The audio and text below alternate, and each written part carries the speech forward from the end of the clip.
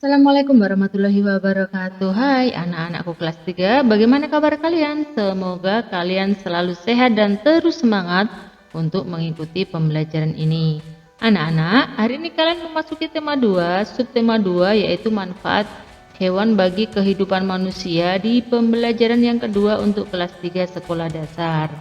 Baiklah anak-anak, sebelum kita belajar, mari kita berdoa sesuai dengan agama dan keyakinan kita masing-masing supaya mendapatkan ilmu yang bermanfaat. Berdoa dimulai, berdoa selesai. Biar tambah semangat, mari kita salam PPK dulu ya. Salam PPK, cerdas, berkarakter, menyenangkan, luar biasa. Yeah! Nah, selanjutnya mari kita ikuti video pembelajaran ini sampai habis dan jangan di skip ya.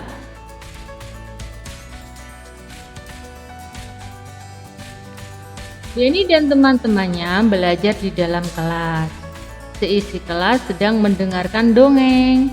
Edo sedang membacakan dongeng di depan kelas. Dongeng itu berjudul Kisah Semut dan Merpati. Teman lainnya menyimak dongeng yang dibacakan. Tahukah kamu, pada zaman dahulu burung merpati bertugas sebagai pengantar pesan.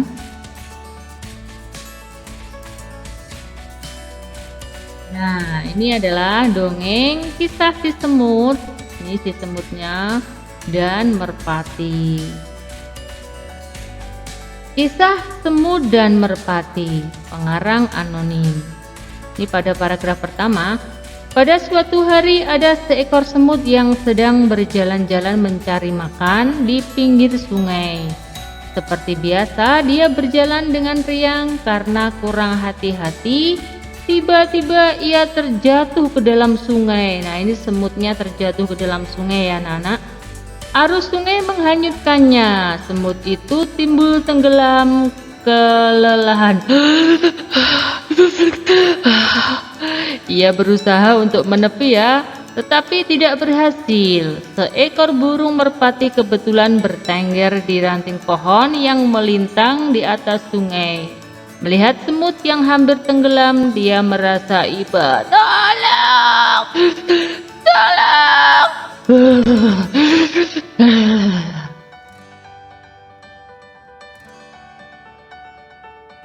Lalu burung merpati ini memetik daun dan menjatuhkannya di dekat semut.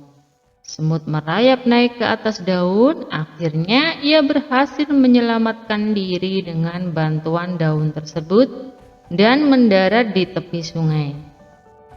Lalu tidak lama kemudian, sang semut melihat seorang pemburu burung sedang mengendap-endap berusaha mendekati burung merpati yang telah menolongnya tadi. Semut menyadari bahaya yang membayangi merpati yang baik tersebut. Ia segera berlari mendekati pemburu dan menggigit kaki sang pemburu. Pemburu itu kesakitan, "Aduh!" dan terkejut. Ia mengibaskan ranting yang tadinya akan digunakan untuk menangkap burung. Burung merpati menyadari keberadaan pemburu yang sibuk mengibas-ngibaskan ranting. Akhirnya sang burung pun terbang menyelamatkan dirinya. Dari bacaan tadi, anak-anak jawablah pertanyaan berikut ini ya. Pelajaran apa yang kamu dapatkan dari dongeng Kisah Semut dan Merpati? Dari paragraf berapa kamu menemukan pelajaran dari dongeng Kisah Semut dan Merpati? Nah, tadi ada berapa paragraf? Nah, kalian bisa membaca ulang dari tiap-tiap paragraf tersebut. Ceritakanlah kembali isi dongeng Kisah Semut dan Merpati di depan teman kelompokmu. Nah, kalian bisa membaca berulang-ulang supaya kalian bisa menceritakan kembali dongeng tersebut.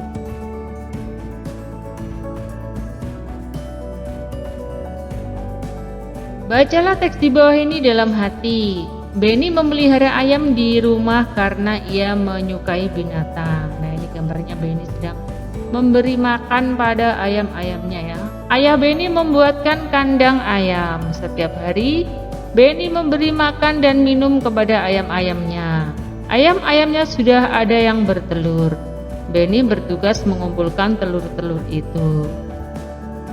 Ayah Benny juga menyukai binatang. Ia memelihara burung beo. Burung beo ayah bisa bicara. Ayah juga orang yang lucu.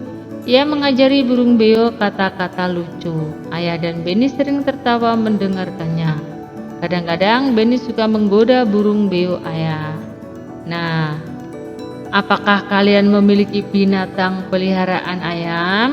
Kalau kalian memiliki, apa yang harus kalian lakukan terhadap binatang peliharaan tersebut? Nah, kalian harus membuatkan kandang, memberinya makan, minum, dan membersihkan kandangnya ya. Setiap manusia memiliki sifat masing-masing. Dalam keluarga ada yang memiliki sifat sama, ada juga yang memiliki sifat yang berbeda. Dari cerita di atas kita tahu bahwa sifat Benny rajin dan menyukai binatang. Tulislah 2 sifat ayah Benny yang kamu temukan pada teks bacaan tadi. Sifat ayah Benny, kalian bisa mencarinya 2 ya. Tulislah 2 sifat Benny yang kamu temukan. Nah, tadi sifat Benny rajin, menyukai binatang ya, jadi bisa dituliskan 2.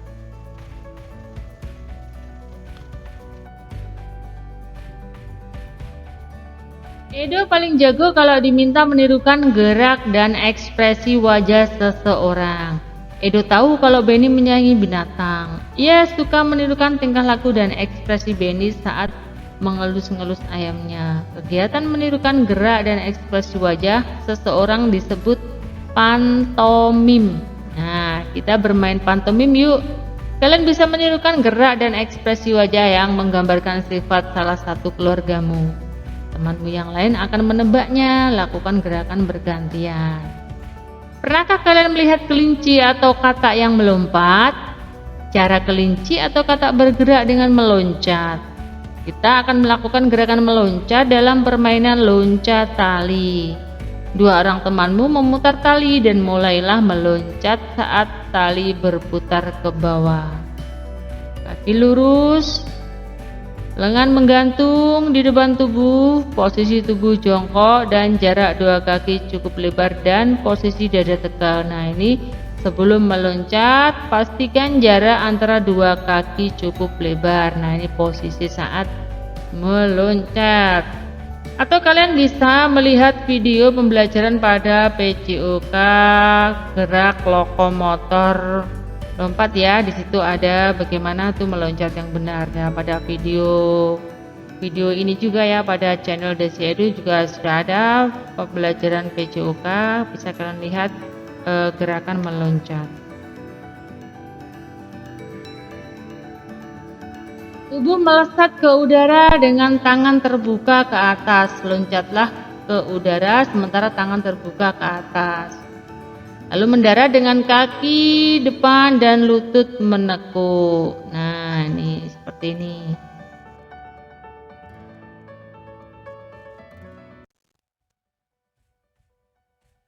Selanjutnya kalian bisa berlatih mengerjakan beberapa soal ini, atau kalian bisa menulis dan juga boleh membaca-baca saja, tidak usah ditulis juga boleh. Kalau perlu ditulis, kalian bisa mempause video ini supaya mudah dalam menulisnya. Sikap menyayangi binatang dapat tercermin dengan cara kalau kalian menyayangi binatang, apakah A. tidak mau makan makanan dari hewan, apakah B. merusak lingkungan yang banyak hewannya, atau C. merawat hewan peliharaan dengan baik, atau D. memelihara banyak hewan di kamar. Aduh. Kalau memelihara banyak hewan di kamar, waduh, nanti gimana tidur kalian ya? Kalau menemukan jawabannya, misalnya jawabannya ini, langsung ditulis di sini saja.